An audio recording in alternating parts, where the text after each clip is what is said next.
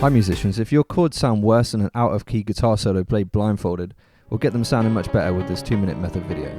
First off, here are some things that may be the problem before you even touch that guitar. Your nails may be too long, so quit being a diva and chop them off so we can get started. If you're young or have very small hands, a full-size guitar may just be too big for you. You can find 3/4 size ones as an alternative. The distance between the guitar frets and the strings. They should be 1 millimeter or so away from each other on the first fret where the chords are played. If they're not, they may be the problem, so compare with somebody else's guitar and if needed, seek a guitar technician. You may also need advice if the strings don't ring properly when played on their own without being pressed down.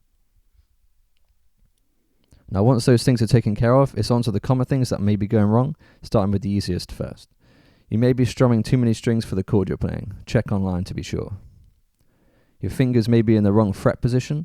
They should be as close to the fret bars as possible, but never on top of them.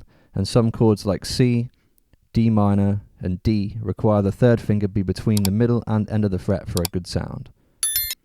Not pressing hard enough on the strings is a common beginner mistake. For most players, at first you'll have to press what feels like really hard to get a good sounding chord, which hurts your fingers and makes people press lighter than they should, especially on an acoustic guitar. You can and should adjust this pressure as you improve over time. And many newer players don't use the absolute tips of their fingers when playing chords, and this results in some of the strings being unable to ring. You must use the very tips of your fingers for chords that have open strings in them. They just won't sound right if you don't do that. And finally, strumming too hard is a common beginner mistake, usually caused by gripping the plectrum way too hard or using way too much force. So grip the plectrum lightly, play as quietly as possible, and try to strum from your wrist and not your elbow to build good habits going forward.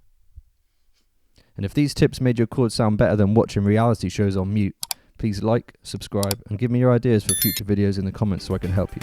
Appreciate you all.